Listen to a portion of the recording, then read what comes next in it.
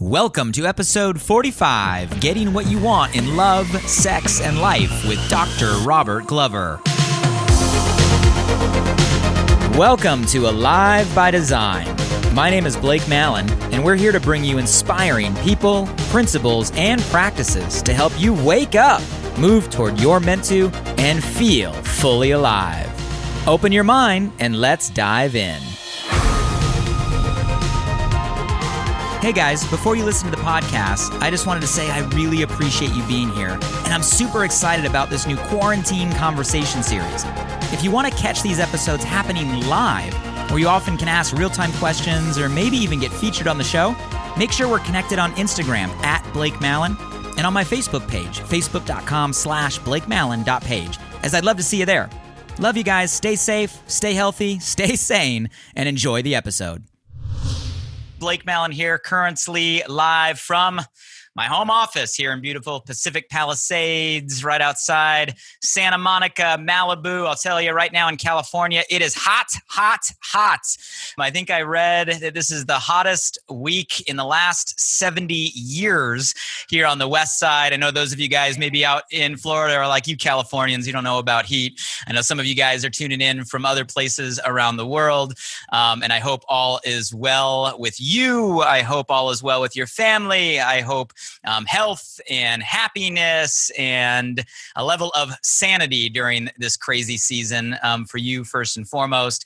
And I'll start off by saying thank you for taking some time out of your evening, whatever time zone you are in, for this conversation. I always believe that time is the most valuable thing we all have. I recognize that there's other things you can be doing right now, whether it be time with your family, your kids, your spouse, your career, your business, your entrepreneurial ventures, and you're spending time here with us tonight. And I don't take that for granted. And I'm going to do my best to extract a tremendous amount of value from a very special guest that I am honored to introduce to all of you tonight. And I think today's conversation is going to be something that is highly relevant for so many people right now in this crazy season that we are in. And I guess I'll start off by a story that led me to the individual that I get to introduce you to. And it was quite a number of years back. I don't know quite how many years, but it was quite a number of years back. And I was at a point growing my company, growing my business, and I was having one of those weeks where I just felt like everyone around me was being an asshole. And sorry if that word offends any of you guys, but that's how I felt. Have any of you guys been in a situation where it's like, why is everybody right now just feel like they're being an asshole? And I was in a frustrated moment, and I ended up going down a internet wormhole and searching the topics of, like, you know, an asshole mentality versus a nice guy. And I remember, searching, I don't remember exactly what I was searching, but something along the lines of, like, can nice guys make it? Like, how do nice guys excel in business? How do nice guys achieve what they want when you're in an environment that maybe you're dealing with people that aren't also necessarily nice guys? And I ended up going down an internet wormhole. Side note, how many of you guys have ever been in that scenario where you're like, why is everybody acting this way? And then going to the internet, right? The infinite internet for answers and solutions. And went down the internet wormhole, and I stumbled across a book title that I'd never heard before. It wasn't something that someone recommended to me. I didn't hear it off a podcast. I didn't get suggested by a mentor.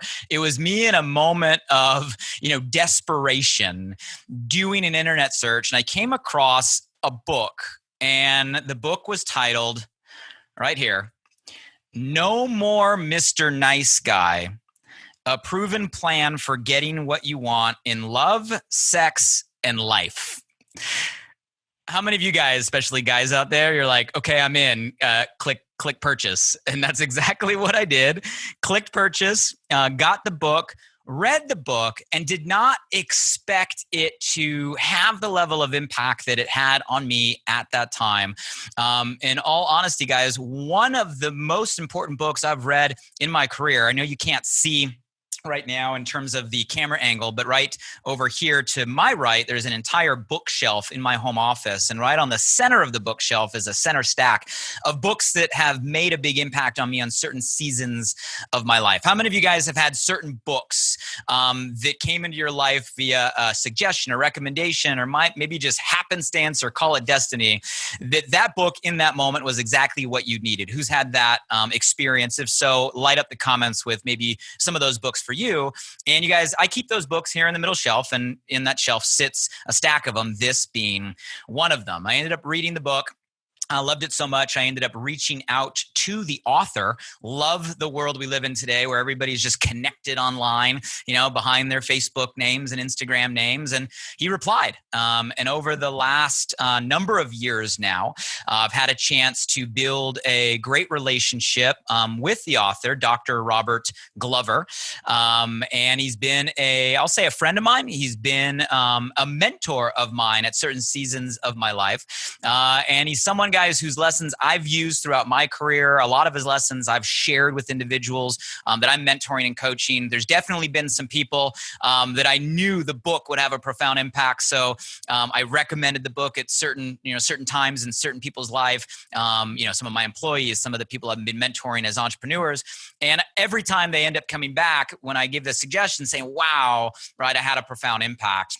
And you guys, I'm excited to be able to introduce my friend and mentor to all of you and get a chance to pick his brain tonight on how it's going to be relevant for the season that we're in. So Dr. Robert Glover is his name. You can find him at drglover.com. He's been in the space over 25 years now, helping people really pursue their passion and potential and really find the love that they want. We'll dive in deeper in a lot of these categories. And I know tonight's conversation is going to be extremely valuable. So with no further ado, Robert, I see you out there. How are you, my man?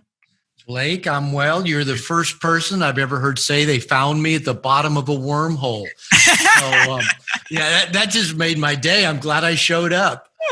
It was it. Hey, when the student is ready, the teacher appears, right? And they find them in the wormhole. There you go. You find them. And I'm glad I went down that internet wormhole that day. And I know you and I have had a lot of awesome conversations over the years. And this is the first, I guess, public conversation we get to share. How's life out there in Puerto Vallarta right now? You know what? It is hot here, but we've had a couple relatively cooler days down here. So I'll let you guys take all the heat and all the beating up there. I'll stay down here. I'll be up your way in about a week and a half. But for right now, I'll take the little slight drizzle we got down here. I love it. I've been to Puerto Vallarta twice, and always just an amazing time and amazing energy. Love the culture down there, and can probably guess why it attracted you. Yeah. So, Doctor, I'm super excited for the conversation tonight. I know, like I said, over the years, conversations that we've had have definitely helped me at certain moments. I share a lot of the lessons you've given me with individuals, but this is a kind of a unique format where we get to kind of talk publicly live to people all over the world that'll end up watching this live and listening to the recording. And I know it can have a big impact on them, especially right now. But why don't we start with maybe a little bit of background on you? I'm guessing if you write a book called No More Mr. Nice Guy. I've never asked you this personally, but I'm guessing maybe you started as a nice guy. So maybe tell us a little bit about your background, your story, and what inspired kind of this direction, because it's a unique niche. Yeah, if you'd met me 25 plus years ago, I probably would have told you I'm a nice guy. I'm one of the nicest guys you're ever going to meet. And I thought that was a really positive thing. And I couldn't understand why everybody else, like you said, why is everybody being assholes when it's so easy to be a nice guy, to be polite, to be considerate, to be generous, to not start fights if you don't have to. And that's where I started out. And through a series of events, mainly the woman I was married to told me, if you don't go get help, I'm going to leave you. That was a pretty good incentive to go get help. But what she said to me, she says, everybody thinks you're such a nice guy, but you're not. You're really mean to me. And she said, I can't take your passive aggressiveness anymore. And I had a PhD in marriage and family therapy at that time, and I didn't even know what passive aggressiveness was. And I thought, well, you're the one that's angry all the time, and you're the one that's never happy, and you're the one that, So I went and sought out help. And luckily, I found some good helpers, and I found some men's programs, some therapists, and started learning about boundaries, started learning about being honest, started learning about making my needs a priority, started about asking for what I want. And it began to change me and began to change that relationship. And about that same time, well, as I was doing this work, as a therapist, a lot of men were coming to me, often with their wives or girlfriends, and saying the same thing I was. I'm a nice guy. I treat her well. I treat her better than her ex. I'm raising her kids. I give her everything she wants, but it's never good enough. She's never happy. She's always angry. She never wants to have sex anymore. And I thought, man, I can finish these guys' sentences for them. So about 25 years ago, I started my first No More Mr. Nice Guy men's group. We met every other Wednesday night. And on Wednesdays, I just started writing. And I never thought of myself as a writer, but I thought, I'm going to write what I'm learning about nice guy syndrome. And I just started giving these guys these chapters, and they and their wives and girlfriends kept saying, Robert, you need to write a book. You need to go on Oprah. There's a lot of people out there that need it. So over a period of about 7 years of writing, learning how to write, but also learning, everything I could about this nice guy syndrome, how it affected me, how it affected others, how it affected our partners, how it affected us in business and life. And then it took about 3 years to get it published. A lot of publishers said, Robert, we like your book. It's well written, but our marketing department says men won't buy a self-help book. And I said, you don't understand the men. And that was pre-Amazon, before everybody could just click a button and buy, Amazon recommends this book. People who bought this book bought this one. So that was 17, 18 years ago. And my royalty checks keep getting bigger every year. So apparently guys and women, because women tell me all the time, I get emails say, thank you for your book. It helped me understand my partner. But a lot of women say it helped them understand them as nice girls with their own codependency, their own giving to get, their own lack of boundaries. So I'm happy that it's still out there and people are still going down wormholes and finding it and reading it. Well, I mean, it's I think it's a term you invented. I mean, I don't know if nice guy syndrome was something before you kind of described it. And just to maybe clarify, because we all have our own definition of nice guy or nice girl. And I know the definition that you're talking about, or we're going to talk about here, is not the layman's definition of, hey, obviously we all believe in being nice and being kind and loving each other. And that's not what we mean when we say, no more Mr. Nice Guy. So maybe quantify, like, you might be a nice guy and what does that really mean? And maybe some of the issues you've seen over the years with the people you've coached or the people that have come to you as help. Just so maybe there might be some watching right now that resonate, or everybody I know on this line knows people that are going to fall into this category. Sure. Yeah. When I use the term nice guy, I spell it with a capital N, capital G, distinguishing just from a decent human being. And as you know, and as people quickly find out, I'm not encouraging men to be not nice. But, the title's a little bit paradoxical. And why would somebody write a book teaching men to be not nice?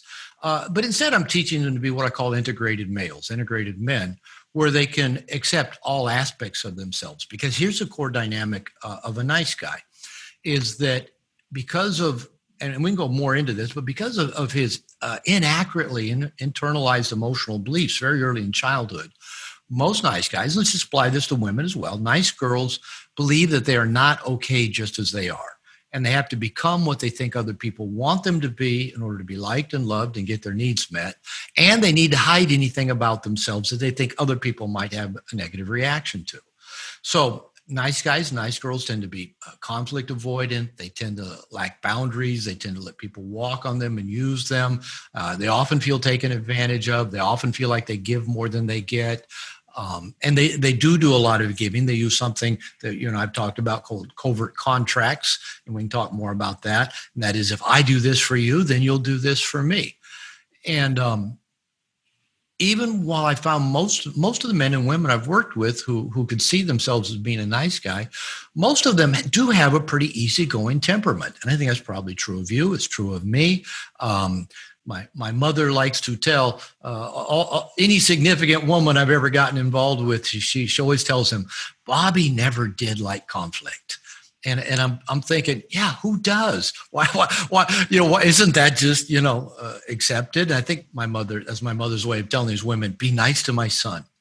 But no, I've never liked conflict. And I always thought, well, I don't want just people work it out. But that avoidance of conflict is so common in so many nice guys and nice girls. So things don't get resolved. They keep things in till it builds up. Maybe they do act passive aggressively. Maybe they blow up and then regret it and feel bad.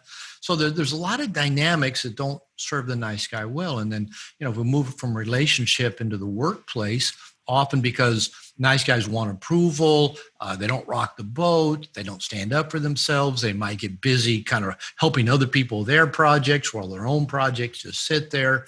They don't speak up at meetings. And so even while they may do well and be smart and be very competent, they often fail to live up to their full potential. So there's a lot of dynamics that can get wound up in this. So I want to pause right there. You guys, he just gave a long list very quickly. But I know as Robert was talking, some of you guys were hearing maybe some things that resonate with you, or you're hearing some things that maybe resonate or relate to people around you.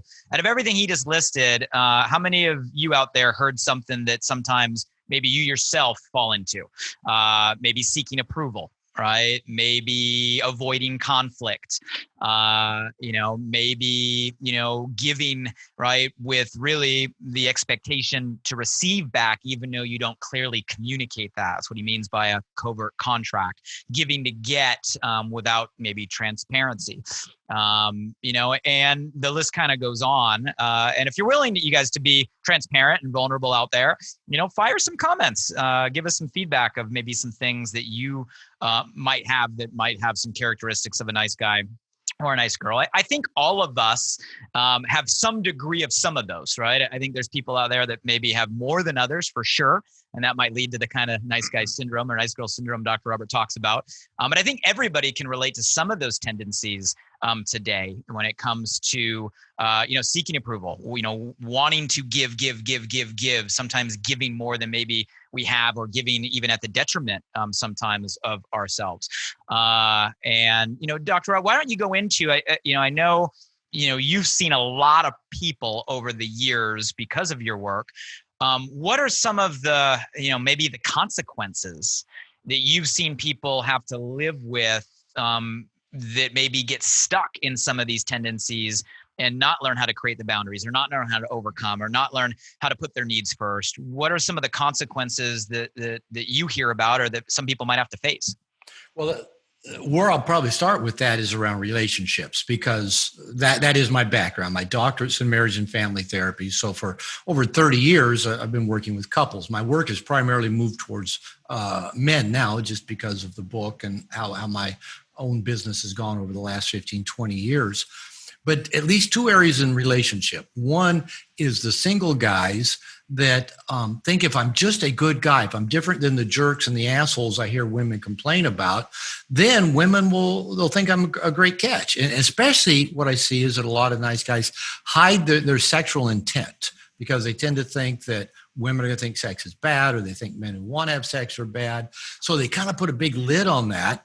And they use what I call nice guy seduction, in that they listen to the woman talk a lot, and they volunteer to help with sister move and make her car payment for her, and then think, well, she'll want to go out with me. She'll want to be my girlfriend. And these guys will come to me and they'll say, how come I do all that and I just end up in the friend zone? Or how come they tell me some woman someday is going to be really lucky to have you, but those women don't want to be with me. So they don't understand why this passive pleasing behavior doesn't make women want to be with them. And then they go, well, women say they want a nice guy, but then they go off with the jerks, and they end up feeling really resentful with women and maybe just withdraw and just don't try. And so that's one area that I see a lot of it. And then especially as a marriage therapist, most nice guys ended up in my office usually for one of two reasons. Either they're really frustrated with their wife because they're doing all this, they got their covert contracts, they're trying to be different than her ex or her father or his father, but yet the woman's never happy. And often her sex drive just kind of dries up, because unfortunately, nice guys are often these passively pleasing little boys, and most women don't want to have sex with a little boy. And so that begins to fade. So often the guy's either coming in trying to find out why his wife don't want to have sex with him anymore. But the other side of what I often see is a woman coming in with her nice guy husband and just say, I don't trust him anymore.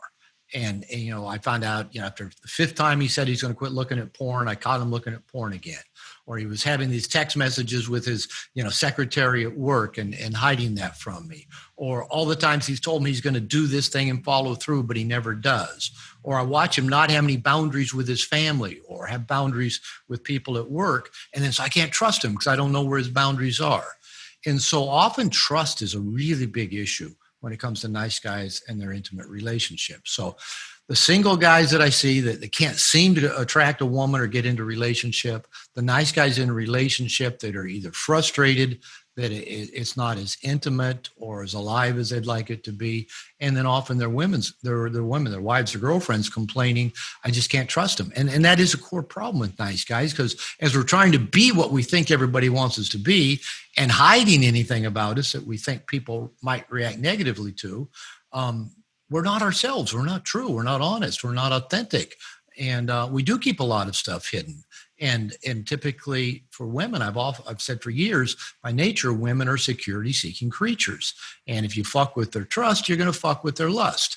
And that happens because over and over again, these men do things that mess with their partner's sense of well-being and ability to trust them. So those are the really big areas I see it. But I also work with a lot of guys around their work and career where their lack of boundaries there help hurt them as well, where their avoidance of conflict hurt them as well, where their inability to take risk. Nice guys like to play it safe. And, if you're going to climb the ladder, if you're going to launch your own company, you gotta be willing to take a few risks. And nice guys are afraid, well, what if I fail? What if I lose everything? What if I look foolish? What if? So those are some of the bigger areas that I tend to see nice guys struggling because of their nice guy patterns. I think that's a huge point. And I know there's probably people watching this that relate and resonate with some of it. And some of you guys are like, oh, that's not me, or that's not my spouse. But there might be people, right, that are coming to mind as Dr. Robert's talking. But let's maybe go broader. And I want to go back to one of the things that Dr. Robert mentioned earlier. And he said the word potential, right? And he said, look, a lot of times when people fall into some of these tendencies, what we're really depriving ourselves is of reaching our full potential. And a lot of you guys that kind of follow my content or listen to the podcast or, watch me over the years, like I am fascinated with this concept of potential. And the reason is everybody has it. Like everybody has a potential. It's all different. We all have different unique talents and gifts and personalities and aptitudes, right? But all of us have this amazing thing called potential that represents like the best version of ourselves. And I get fired up just talking about helping people move toward that potential. And I'm also fascinated by psychology of how do we get our mind right, our mindset right, to get through the roadblocks, to get unstuck so we can move toward this momentum, move toward this potential. And that's one of the things I'm just so fascinated by Dr. Robert and his work, because in my mind, it aligns perfectly with how do we help the world become the best version of themselves, and how do we get down to the psychological layer and unlock some of the stuff that might be capping us. So maybe, Dr. Robert, let's broaden the conversation, because I know Nice Guys is obviously where your career started. And obviously the book is great for people that kind of fall into that lane. But I know this is a bigger conversation than just like a nice guy syndrome. To me, going down to like a psychology level, it comes down to like internalized beliefs, right? At the end of the day, we all have these internalized beliefs. And you guys, beliefs are not truths, right? Matter of fact, beliefs by definition, right? All beliefs are lies. That's my belief, is all beliefs are lies. And if all beliefs are lies, let's choose beliefs that serve us. But we think beliefs are truths. So maybe dive deeper and broaden, like, what do we mean by having internalized beliefs? And how do we kind of address that to kind of move toward the best version of all of ourselves? All right. Yeah, I'll join with you on the thing around beliefs. One thing I've been saying for years, a belief is nothing but an oft repeated thought. You think something enough times, you're going to believe it's true, because all minds believe whatever our minds tell us is true. Well, yeah, let's use that nice guy dynamic to broaden out. So I mentioned before, the nice guy believes he has to hide certain things about himself to avoid conflict or avoid negative consequences, and become what he thinks other people want him to be in order to get be liked and loved and get his needs met. So that's a life paradigm. That's a belief system that he internalized at a very young age. So let's start with that and just kind of go back to what happens to all of us, because all of us have life paradigms that basically say, who am I and how is the world? And then how do I fit into the world? Now, here's the deal. We all develop these paradigms, these roadmaps, these things we layer on top of our personality. We develop them at a very early age. And so we'll go a little bit into the science of it right here. We're a little bit of child development 101. When a baby is born, the only part of their brain that's fully online and operating is a part of their brain, a primitive part of their brain on their brainstem called the amygdala. Now, the amygdala is about the size of your little fingernail, but it is wired into every part of the brain and wired into all of our sensory perceptions. It's the part of the brain that controls respiration and breathing. So it's about survival and keeping us alive. And it is the center of our fight, flight, freeze mechanism. So when we're threatened, when we're vulnerable, it is the part of our brain that kicks in and tells, our heart do this, tells our lungs do this, tell the muscles to do that, tell our stomach to do this, our eyes to do this. The amygdala runs that entire show. Now, the theory is that the amygdala stores up emotional beliefs because it's the only part of the brain fully operating in infancy when we're born. For men, at least, our prefrontal cortex, the thinking, reasoning part of our brain, doesn't finish developing till, say, age 25. And so that's in the process of development. That's why teenage boys do so many dumb things. But what happens in its children, when we have uncomfortable experiences of any kind, which all babies do, we're dependent, we're helpless, we're needy, we're dependent on others to take care of us. But when we have any kind of uncomfortable experience, we're hungry and not fed right away, we're cold and we're not given a blanket, we're lonely and we're not held, we cry and nobody pays attention. Whatever happens, the child internalizes that is caused by them. All children are naturally narcissistic. They're grandiose. The internal emotional belief is that the world revolves around them. They're one with the cosmos. They don't separate that out. That doesn't come till a few years later. So they believe they're the cause of everything. It gets internalized. Now, this isn't thought. It's an inaccurate internalization of an emotional belief, not an intellectual belief. There's no words. The amygdala doesn't store up words. It doesn't store up picture memory. It just stores up emotional belief. And so what happens when we're uncomfortable and we store up these beliefs, that takes a form of what's typically called toxic shame, that there must be something wrong with me. There's something unlovable, defective about me. Again, that's not cognitive. It's purely emotional. That's why this is so significant, because this is, again, hardwired into every other part of our brain. So all these thoughts that we think are so rational and so accurate, every thought we have is tinted and tainted by our emotional operating system down in the amygdala. It's the machine language of the brain. Everything else is just an application running on top of it. So when we're these little babies, we develop a couple of survival/defense mechanisms. Everybody does, not just nice guys, nice girls, everybody. And these try to do two things for us. One is to try to soothe and deal with the current discomfort we're feeling. Again, we're just babies, remember? We don't have mature brains, we're dependent, we're needy, we're vulnerable. And so we try to do something to manage the uncomfortable feelings we have right now.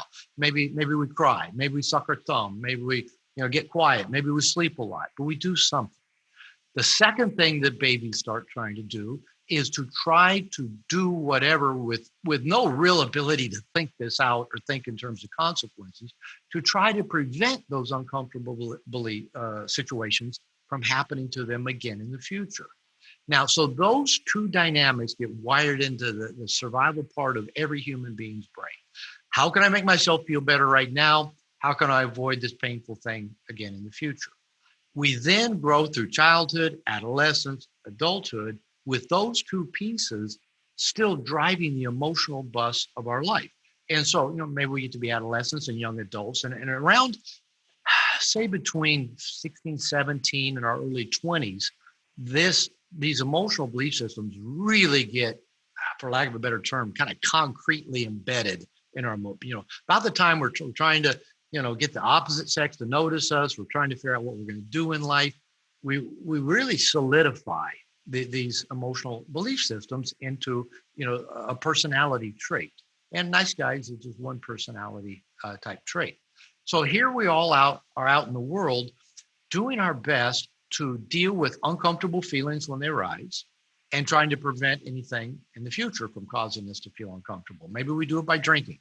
Maybe we do it by withdrawing. Maybe we do it by trying to be perfect. Maybe we do it by reading a lot. Maybe we do it by watching a lot of television. Maybe we do it by being nice. We all find ways to both try to soothe those inner feelings and protect ourselves from future pain. These are the things, these things we layer on top of that emotional operating system are the things that keep us from living up to our potential. So I say very specifically in No More Mr. Nice Guy, recovery from the nice guy syndrome is not about becoming a better person. It's not about becoming a different person. It's about becoming more us. It's stripping away all of our defense mechanisms, all our survival mechanisms, all our self-limiting beliefs, all these distorted thoughts, start stripping them away, finding out how inaccurate they are, and letting us, the us that was, I heard somebody say the other day, the odds of us being born were like something like 8 million to 26 billion chances of our dad's sperm reaching our mom's egg with that particular DNA. And we're not an accident. You know, we're a miracle of the universe. And all of our self-limiting beliefs get in the way of us recognizing just how significant we are, the fact that we are here and alive. So a lot of the work to live up to our potential, the way I go about it, is not trying to, okay, how can I get better? How can I set more goals? How can I get more motivated? But it's to strip away all this stuff we've layered on top of it and just let us grow like the tree, the flower that we were meant to be. I mean, trees and plants, if they have sufficient water and fertilization, they grow just fine. And if we have the same, we're gonna live up to that full potential that's wired into us. I love the way you describe that. I'm seeing some great feedback here on the chat box, and it's the truth, right? We start as ourselves. We all start as ourselves, and as we go through these layers of life, we get added, right? All these other expectations. You know, I call it the supposed to, everything we're supposed to do and supposed to be. And then pretty soon we start to become something that maybe we weren't meant to be. You know, I think I heard a quote that went something like, you know, life's, you know, not about becoming anything. It's about unbecoming everything that's not you. I love that. I love it. Stripping that stuff away. Yeah. Yeah. So, I think there's a lot of people right now that are going through that. And actually maybe to tie it to this time, like I'm watching 2020 with, you know, trying for an objective set of eyes. And Robert, you know me, I'm more of the kind of positive intent and trying to kind of approach it as a student of what can I learn from all of this. So sure. I'm going to put all of the devastation aside. I don't want to ignore that or minimize that. Like there's a lot of challenge this year, but I also think there's a lot of opportunity. Like we're in a very unique forced pause. We're in a very unique time where, you know, for most of us, like the path we were running down came to in some cases, a complete halt. In other cases, a radical change. A lot of what we were used to or are supposed to got stopped. Yeah. And I see that, yeah, it's challenge. Yeah, it's change. Yeah, there's stuff we have to overcome. Yeah, there's obstacle. Yeah, it's hard. Yeah, there's stuff. Yeah, all of that exists. But so does the opportunity to say, okay, well, let's crack open everything we were doing. Maybe we were going down the wrong road. Maybe we were in the middle of being who we weren't supposed to. Maybe this is a time that we get to change. And how do we use this period, like you said, to kind of go through all of those layers and start to focus on, you know, who we can become? You know, and one of the things I guess to ask, and I'll piggyback something you and I talked about earlier in kind of becoming who you are and becoming your potential. I see so many people right now at the end of the rope, burned out, like trying to do everything with the, you know, some are working from having to work from home, kids and homeschooling. And so many people are like trying to pour from an empty cup. And I'm watching them just give, but I'm watching their tank, right, just go down. Yeah. I'd love maybe you to give some insight, kind of tying these concepts together on like the importance of kind of filling our cup first or filling our bucket first. And like, how do we go about doing that? Yeah. Yeah. You know, when I talk with nice guys and I talk about making their needs a priority, and this was true for me when I first started doing this, is thought, oh no, that'll make me selfish. Oh no, that'll make me totally unliked and unloved and people will abandon me. And, we've all heard the reference, like, they say when you get on the airplane, they say, if you lose cabin pressure, the mask will drop. If you're traveling with small children, decide which one you like best, put your mask on first, and then the one you like best, their mask next. So we got to test a joke there. We got to take good care of ourselves, because if we're given from an empty bucket, it is going to go dry. And pretty much every approach to wellness and health talks about the weak links in our system, whether it's emotional system, physical system. When we're stressed, when we are just running on fumes, something's going to break. We're going to get depressed. We're going to get anxious. We're going to start drinking. We're going to have a heart attack. We're going to get sick. Something's going to happen. And so I've been stressing to men for years, and it's true, men, women, everybody, every human being. I tell them, when I look up the word selfish in the dictionary, I want to see your picture. Because if we don't have a healthy self-interest, I tell people, our mother and fathers were the only people put on this planet to make sure we got our needs met, and their job is done. And my definition of a healthy adult is someone who takes full responsibility for their own needs. So I teach people it's a really simple little thing. The people out there listening can do this simply. Get a piece of paper out and just draw a little stick figure with like a little horseshoe bucket in the middle of it. That's you. And that bucket is just what you need to be happy, to survive, to be healthy, to live up to your potential. And what tends to happen is we either neglect that and rarely do anything to fill the bucket, or maybe we have one or two resources, maybe our partner, maybe a family member, maybe just our job or our cat. And so we don't know why we never have enough energy, why we overeat, why we overdrink, why we go look at porn. We don't know. We just can't stop doing it. And I'm convinced those are all signs that we're not filling our own bucket with quality things that we need. Now, this little exercise, what I have people do in my workshops is draw a bunch of circles around that stick figure, just a bunch of them. And I tell people, my goal is to help you have 100 of those circles. And then I have them draw an arrow pointing to them and away from them, towards the circle, back to them. So it's a two-way street. And I tell them these are what I call cooperative reciprocal systems, meaning everybody involved is getting something of value out of it. There's a two-way street, and everybody's there because they want to be there. Now, this can be a lot of different things. It could be your friends. We like spending time with each other because we all benefit. You and I, right this moment, have a cooperative reciprocal relationship. You're getting benefit of the time you spend. I'm getting time out of the time we spend together. Both of us benefit. The people that took time to log in now have a cooperative reciprocal relationship with you and I. Hopefully they're getting something of value. Hopefully you and I will get something of value. Part of that value is you and I like doing this kind of stuff. So that's a good thing. So this can be friends, they can be family members, it can be associates, it can be our job, it can be hobbies, it can be practices, it can be professionals, your dentist, your accountant, your lawyer, your personal trainer, your coach. Healthy people have a page filled with these circles. And they're constantly evaluating. When I do this practice exercise in my workshops, I then have a page 2 where they put a bunch of circles around the stick figure and say, all right, what's missing in your life? What circles do you need to add to your life? And every time I do this in a workshop, I do the practice as well. And I go, oh, I need this, and I need that, and I need this. And usually it's a short amount of time, and I find them and add them to my page 1. Now, page 3 is where these are the things that the relationships, the professionals, the groups that no longer really serve you well. And you either need to have a conversation or set some boundaries or renegotiate or just cut them out completely to make room for page 1, to keep adding things to page 1. Now, here's the beauty. When our bucket is overflowing, we're amazingly attractive. The way I even put it, that we're attractive to all things, whether it be opportunity, the opposite sex, money, and it's what I believe allows us to really live up to our potential, to be happy, and to bless the people around us and bless the world around us. So it's a simple little practice, but I find when people do it, they'll email me back or they'll report back in a workshop. I just had this most interesting thing happen. A woman walked up and just started talking to me. Or, my wife did this, or, this thing happened that I wasn't expecting. There's something about when you're filling your own bucket because you're not needy, right? You're not needy. You're living in the overflow. That not neediness seems to attract everything that neediness tends to repulse.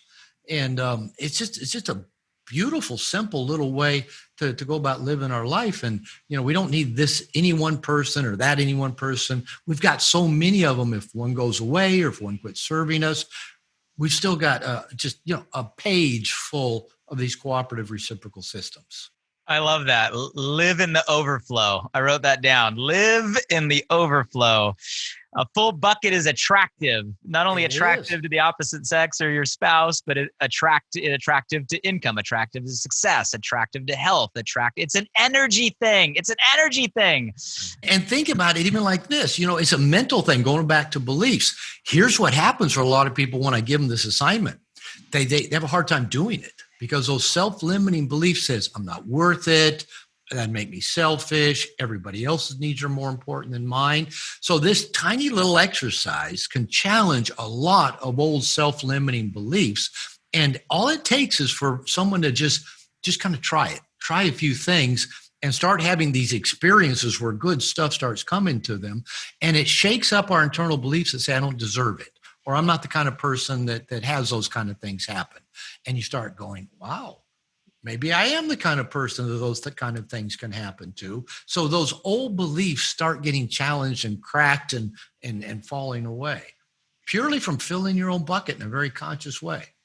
And I think it has to be not only conscious right now, but intentional. I'm reading a comment and Daryl just said, no one's bucket's completely full right now. And that might be right or wrong, or might be true or false, but let's face it, 2020 is emptying a lot of buckets.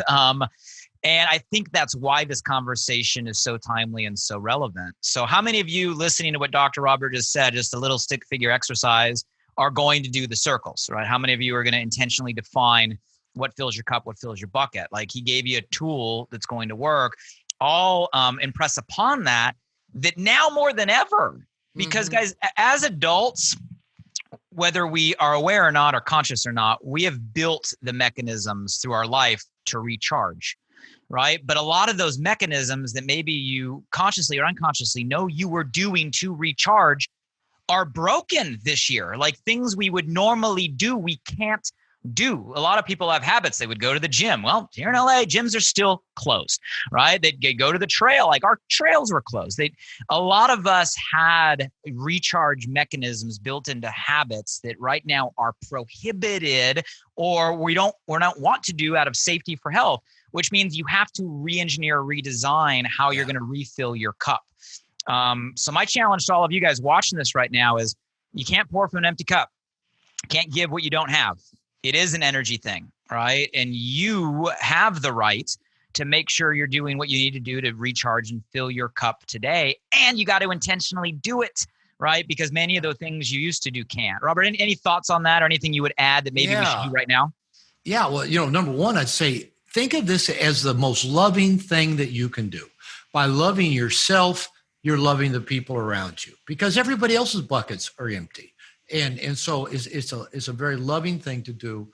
And it just makes it makes a difference that you can't even describe until you start experiencing it. So one reason I like doing this in workshops, and talk about making adjustments, I've had to cancel 5 in-person workshops this year. So some people said, why don't you do a virtual workshop?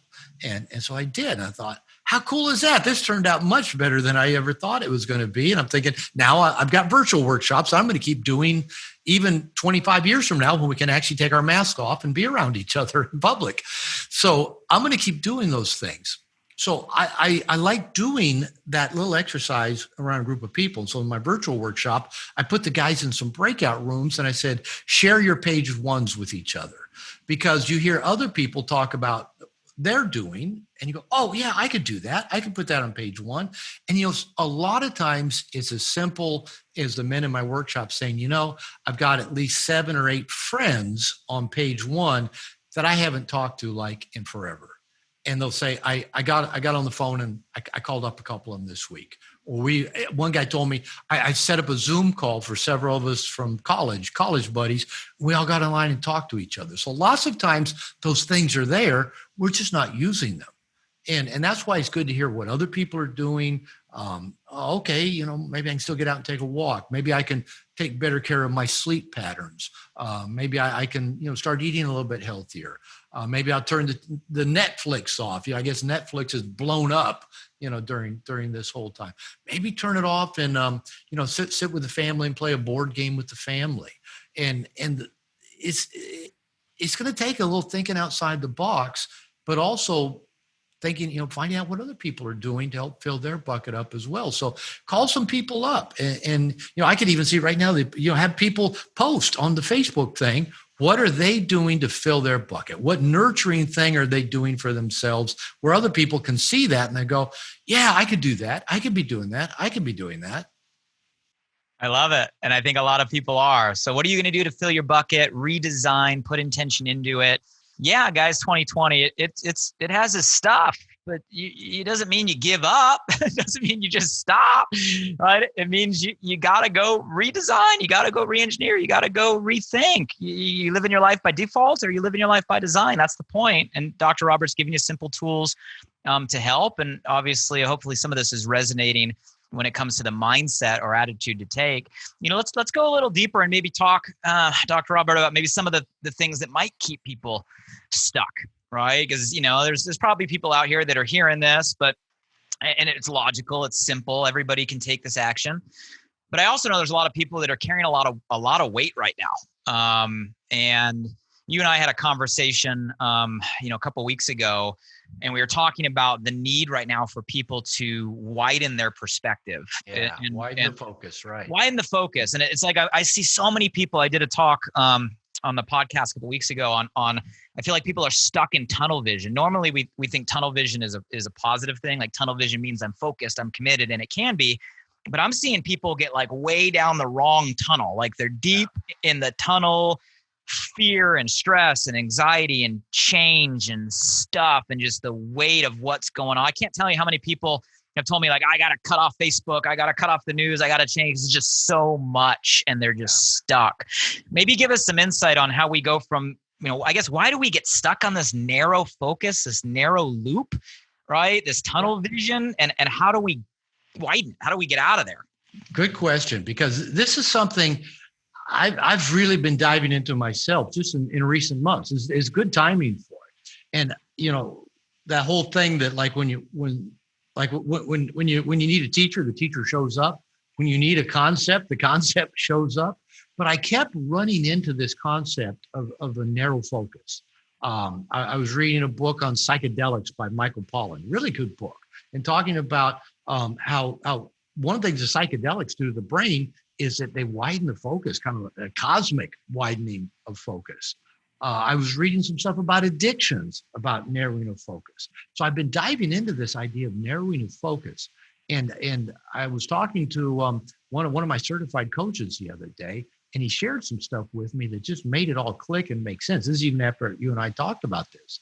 And he works a lot with people around addiction. So that's where his focus is. But he says what happens, this goes back to the amygdala thing. When the amygdala in us is triggered with fear, and this fear could just be something we're just thinking about and it triggers fear, or it could be something really threatening in front of us. For example, most of us, probably haven't even been personally affected by coronavirus or COVID-19. Many of us have had economic struggles, but maybe many are still doing fine. But the fear of those things triggers our fight, flight, freeze mechanism. So a lot of things can trigger this. Just conflict can trigger it. Being surrounded by assholes can trigger it. A fear, money stresses can trigger it. I mean, so many things trigger it. Now, that fight, flight, freeze mechanism is there to help us survive, to protect us. If a tiger was chasing us, we need to be able to outrun it. If there's somebody threatening us, we need to be able to stand up for ourselves. Maybe we need to just duck and keep a low profile. It can take different roles, but it has a very strong physiological effect on our heartbeat, our respiration, our eyes, our muscles, and our brain. And the two things that fuel that fight, flight, freeze mechanism are adrenaline and cortisol. And this is what this coach I was talking with was sharing with me. And what happens When the brain gets flooded with adrenaline and cortisol, it narrows focus. That's the purpose of it. Now we're focused on the tiger, right? Now we're focused on this threat that's in front of us that we have to deal with. And these hormones get pumped into our system to basically give us superhuman strengths. Now, the problem is we're all under so much stress all the time. The cortisol and adrenaline are just getting pumped into our system all the time. And we get fatigued and worn out rather than having superhuman strength. But what it does whenever we worry about something, stress about something, are confronted with something, have conflict about something, those things kick in and it narrows focus. I mean, it literally narrows vision, but it narrows the thinking loops in our brain. Now, some stuff I've been reading says that addicts have a very narrowed focus. They're after their next hit, which is actually just usually, we used to think it was dopamine, probably another hit of adrenaline and cortisol, because it recreates really old familiar emotional patterns from childhood. So the addict has a narrow, when am I going to get my next hit? If you're in an anxious state, you're focused on that thing that's triggered your anxiety. If you're depressed, you're usually focused on something from your past or something that's not okay about you. All this narrowing of focus collapses us and it shrinks us and it saps us of our energy. So I've been talking with people about ways we can start widening our focus. Short of taking psychedelics, there's a lot of other things that we can do. Meditation can widen our focus. Prayer can widen our focus. Sitting in nature can widen our focus. I'll even do little things myself. When I find myself with my narrowed focus, I'll do something visually. I'll look in the distance and see how far away I can see something. And then while I'm looking at it, I'll try to see what can I see to the sides? What can I see above it and below it? Then I bring my vision in closer. What do I see as I bring my vision in? So I can actually play literally with widening my focus of vision. And that seems to shift the pattern in my brain. For me, a gratitude practice. Whenever I'm stressed and my narrow focus, I just start thinking of things for which I'm grateful. Telling people you appreciate them, acts of service, so getting us out of a part of our brain called the default mode network, where all that I and me and the thing we're stressing about tends to live. Getting out of that through the service, the gratitude, the meditation, the prayer, the being in nature, breathing. Those things all help widen the focus. And then from that place, we have more energy. We make a lot better decisions. And we have a fuller life because we're not just hunkered down in this narrow little point of view. And I've been finding this phenomenal whenever I share it with people. It's amazing because we can all just instantly, once we know we're in narrow focus, we can just do a little, almost any little trick to widen our focus. And just kind of breathing and sitting up straight and maybe lying on the floor, maybe looking at clouds, looking at birds until the mind slows down. And then all of a sudden the world looks different and we think different and we have better solutions to things and we feel more optimistic. And it's really just a really cool little concept that, like I said, it's just been coming together for me in the last few months. I think it's so timely and so relevant. And I know there's a lot of light bulbs going off in people's minds right now. And even as you're talking and I've dove into a lot of this. You and I have had dialogue. My mind's been here just observing what people around me are going through and trying to problem solve and help. But I never made the connection. Like we all know when people are stressed or have too much anxiety or depressed, like we all know the energy is low, right? And I've never thought about why, because you're not doing anything when you're in that state. You're sitting around, right? Why are you so tired? Why are you so tired? But you just answered it, right? So like if we're down, and it makes sense, like fear, triggering fight or flight, cortisol, right? And what was the other one you said? Cortisol and adrenaline. Yeah. So you're stressing. They're both stimulants. Yeah, you're stimulants. But we get overstimulated and then it wears out. It makes sense. Like you're sitting there overstimulated in your house doing nothing, wearing yourself out. And I'm laughing.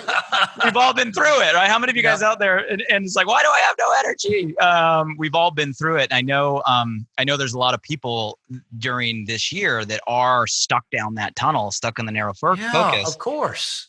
And you mentioned earlier, watching the news and stuff. I made a conscious, I never watched the news. I quit doing that years ago. That's just, major corporations funneling visions into your brain that they want you to see. So you'll buy the stuff they're selling. But I even quit. I used to get all my news, just go to Google News, and I would just skim from a lot of sources what's going on in the world. I do that once a week now for about 15 minutes. And believe it or not, you can stay up on every important world event just looking at Google News once a week for 15 or 20 minutes. And that's taken so much pressure off me, because every time I would, even just yesterday, I got on and had my 15 minutes on Google News, and my focus started narrowing and I started getting stressed out. I was reading, anyway, I won't go into the stuff I was reading, but it was narrowing my focus down, and I'm going, and I thought, okay, go play with the puppy.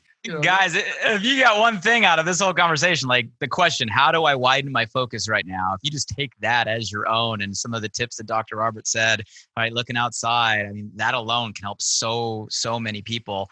And you and I have had dialogue, and Dr. Robert, I found myself doing the same thing. And it's so easy just to like step back and look at the sky and be like, yeah, right now I'm sitting on a planet that's moving and rotating while it's circulating a sun in the middle of a universe. Like at any point in time, you're like, okay, like what I'm going through, let's get out of that hole. I mean, there's a lot else out there. Let's do this. Go ahead. I love watching birds, especially when COVID started. I'll go float in my pool or sit out back, and I'll look at the birds and I go, they live in this paradise here, and it doesn't cost them a dime. They go sit in the trees above my house and, have a great view for nothing. And I always think, they don't even know COVID-19 exists. Nobody told the birds, huh? Nobody told the birds that COVID-19 exists. And I thought, I'm going to be like the birds for a little bit. I'm just going to chill and be like the birds. I love it. I know we could talk for hours, and I know people are getting a ton of value, but we're coming up on time. Let me maybe rapid fire some questions. I want to pay some tribute here to some of the viewers who did turn in live. So I'm just going to rapid fire some questions, maybe some quick answers off the top of your head. This one's from Tammy, going back to where we kind of started the conversation, said, why do men get so intimidated by women that have stood on their own feet for many years with no help? And bring lots of positive, to the table, share life with them. So kind of the context of the question is kind of men being maybe intimidated by women who are going after their dreams, who are, chasing their goals, who maybe are a little aggressive. How would you answer that? I don't know that I have a specific answer, but I have a thought that, when I talk to people that I teach men about relationships, especially if I tell women, they go, well, what do you teach men? And I tell them a lot of things I teach men, and they'll go, well, how come, for example, if I'm like looking at a guy across the room and I make eye contact with him, he doesn't walk across the room and talk to me? And I go, because you're scary. And they go, why? And I go, because you are. And they go, well, how come when they talk to us and, they'll talk all around it and won't ask for a phone number? How come they do that? And I go, because you scare us. So here's the bottom line. Most men are afraid of women, period. Not just successful women. And I believe personally, this is my own just personal opinion, is that most little boys grow up now so influenced by women. Their dads aren't in the picture, maybe divorced parents, maybe single family, dad's work, whatever. And so a little boy from infancy on is with mother, a nanny, preschool, female teachers in school. And so I often say a little boy, just to get from second to third grade, not only has to learn his reading, writing, and arithmetic, but how to please a woman. And so I think there's just a lot of little boy men out there just thinking, oh, I don't want to make a mistake. How do I get this right? How do I please her? How do I do this? And instead of just seeing them as a human being, let's say, well, let's get to know each other and just find out about each other. So maybe just the quickest, easiest answer I can give to that person is that men in general are afraid of women. The secret's out, guys. Secret's out. Let's go to Nancy here. Asked kind of a variation of a similar question. Why do some men get upset when a woman invests in herself, but they refuse to do anything for themselves, and then complain that there's not enough time together when they just want to be complacent? So maybe more in the context of you got someone that wants to grow, right? Maybe someone that isn't in the same growth mode. Someone's filling their own bucket up. So again, and it's just maybe this insecurity and fear that the men that she's referring to have, that the fear is if the woman is out there taking good care of herself, she's going to be attractive. Remember that energy of living in the overflow? It's attractive. And if he doesn't have the same mindset that he's going to live from the overflow, he's living in constant fear that, well, she's going to find somebody else more interesting, or she's going to have more options. So a lot of times in relationship, I mean, we can go way down a rabbit hole about fused relationship systems. That's my bread and butter. But what happens is, because this fear is, I'm going to lose them, so I've got to control them. I've got to put rein them in and put limits on them. And men and women both do this to each other, but it's usually that fear of being abandoned if the other person, it's too attractive because of the energy of their taking good care of themselves. And I'll just add, guys, the people that love you, and the right people to have around you, they always want the best for you, right? They're not going to be intimidated by you wanting to grow. So don't ever limit yourself and limit your potential because you feel you need to limit yourself for those around you, right? The people that love you and the right people want you to grow, want you to progress, want you to be you, want you to go pursue that potential. That's what life's about, right? So make sure you got the right circle. Let me fire two quick ones at you. Just my questions kind of off the cuff. Okay. So I think, Dr. Rob, maybe when we first started talking a couple of years ago, you knew I did I got asked to do a TED Talk, right? And I did a TED Talk around this concept of shifting the script. And by script, you understand. Actually, I think you even referenced the similar term or same term when it comes to like the story we tell ourselves or the belief system. I have a question for you. Curious how you would reply. Like, what was the one belief shift, right? Or what, script did you have to shift personally? Like, I shifted from thinking this to thinking this that made maybe one of the most profound or biggest impacts in your life. I'm curious. All right. Three big things came to mind for me. One was learning to be honest and realizing life gets better when you're honest, not because I thought I got to hide everything that might create chaos in my life. So making a commitment to get honest, making a commitment to something we've been talking about to make my needs a priority. That was a huge shift for me. And just as a guy making the mental shift, I believed all my life that women did not like sex and thought men who wanted to have sex were bad. So I approached women accordingly, and that didn't work very well. So a big shift in my life was realizing, of course, women like sex. And then that alone just shifted so many things for me as an adult. I love it. We're having just open, transparent conversation, and I think Blake. I think the women are going to light up the comment feed right now. I think it's coming. Let me ask you this. So let's go on a global level. So like, let's say you were God for a day, right? Ooh. And you could snap your fingers, and you had the ability to instantly give everybody a shift in their own mindset. You could shift the script, and everybody on planet Earth right now in one snap. But you only have one gift to give, one script you can shift. Like, what would you automatically, Inception style, like put in everybody's brain? I'm curious. Gratitude. I've been telling people for a long time, gratitude and abundance is not it's not a matter of how much, it's a matter of what you perceive. And if you aren't grateful, the God could just rain down on you all kinds of goodies. But if you're not grateful, you're not going to see it. You're not going to be happy. So gratitude shifts everything. It shifts everything. I love that. I read principle recently that I grabbed as my own. I loved it. It said, appreciate what you have or it'll be taken away.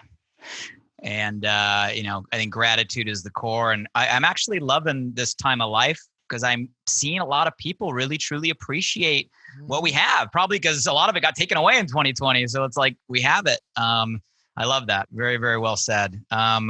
So before we go to kind of some closing thoughts, you guys as the live viewers, you guys have been rock stars. Has this been valuable out there? Have you been getting some nuggets? Go ahead and light up the comment thread of one thing you've taken from this conversation. We've covered a lot of ground, starting from nice guy syndrome and nice girl syndrome and what that means, and some of the consequences and how that pertains to really us holding on to belief systems, all of us limiting beliefs that keep us from our potential. And how we can kind of unlock and move toward there. We kind of bounced around into the importance of filling a cup and recharging, especially now more than ever, redesigning how we do that.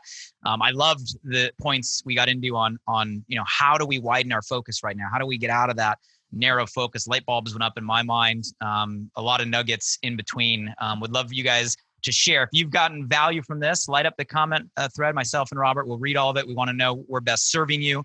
We're curious ourselves what resonated the most. So please, leave the comment, and maybe we'll be able to have Dr. Robert back for a future conversation, because I know we could talk for hours, and I know he has a lot of wisdom to share. drglover.com. If you guys want to learn more about Dr. Robert, he's on Facebook, facebook.com/Dr. Robert Glover. You can find him on Facebook. Obviously, the book I mentioned earlier, No More Mr. Nice Guy, hard title to forget, and definitely a good one, and a good one to know, especially when you come across people that are dealing with a lot of that. It can really help people get unstuck, and obviously has a lot of online content, online coaching, online university. You can find kind of Dr. Robert everywhere. So, Dr. Robert, I appreciate the time. I guess we've covered a lot of ground. Any closing thoughts? Anything you want to give? Anything on your mind? Anything you feel we should hear right now during this time as an audience? Anything you want to share before we round out? I'll just reiterate really what you've said several times. We are in challenging times. The future is still unknown. I joke with people 10 years from now, we'll say, you remember back in the day when we didn't have to wear face masks? There's some things that may completely change how we live for a long time. We don't know. A lot of unknowns. And I'd say keep taking really good care of yourself, and do what you can to bless the people you love. Remind them that you love them. Send them appreciation. Write somebody a note right now. Get off this call. Send somebody you haven't talked to in a little while, and just tell them what you appreciate about them. So take good care of you, and open up the love to other people, because other people are feeling empty and just needing some a little bit more juice in their tank as well. So yeah, that's how I'd wrap it up. I appreciate you. I appreciate everything you've given to me over the years. I appreciate you dedicating some time to all of us. I know there's a lot of people watching live who were able to help, and I know we're going to be able to push this out and impact even more people. So, I'm grateful for you and your time here tonight. And for everybody out there, hey, you now have a gift. You received a gift in today's conversation. Take the pieces that you need to become the best you can be, to pursue your meant to unlock your potential, to get unstuck, to have the wider focus, to fill your cup. But also don't keep it as your own. The purpose of learning is to live it, and the purpose of learning is to share with others. So if you guys got value from this, click the share button. It's the best gift you can give. Share it with your audience. If there's someone that came to your mind or heart, tag them in the comments below and say, you need to watch this. The recording will be live on my Facebook page, and ultimately we'll get this live on the podcast. So Alive by Design, for those of you guys on Apple Podcasts or any other podcast, check it out. If you go to alivebydesign.com/subscribe, would love for you guys to subscribe. Would love for you guys to rate and leave reviews. There's a bunch of amazing conversations out there, and stay tuned. We'll get this episode up in the weeks to come on the podcast platform, so you can re-listen to it as well and share it with people you care about. In the meantime, Dr. Robert, thank you for the time. Thank you all of you guys out there. Stay safe, stay sane, stay healthy, and let's go fill our cup, widen our focus, and move toward our own meant to and our own potential with the conversation and tips we got today. We're wrapped. Good night and God bless everybody. Hey guys, one last thing. I'm super excited that this new podcast, Alive by Design, just went live. You see, I designed the show to bring you inspired thoughts and fascinating conversations with the world's most impactful people, to provide transformative principles and practices to help you wake up, move toward your meant to, and feel fully alive. And I'd love for you to help me spread the word now. Simply subscribe, rate, and review the podcast on this platform right now. So if I've ever given you value, please do me this personal favor and go subscribe now. And if you found today's episode helpful in any way, make sure you share this with at least one friend today. You have the power right now to change someone's day. So send them a text message with a link to alivebydesign.com, or simply copy and paste the link right from this podcast platform. Who's one person you know right now that you want to see succeed, that you want to see grow, that you want to see feel more alive? Shoot them a text with your largest takeaway from today and be a light in their day. And if you were referred here by a friend, make sure you shoot them a text back and say thank you. I'd love to hear from you directly on what you got from today's podcast. So if you're up for it, drop by my Instagram @BlakeMallon and shoot me a DM. And as always, thank you for showing up. I'm grateful for you, and I hope our time together today in some small way helped you feel a little more alive. Until next time.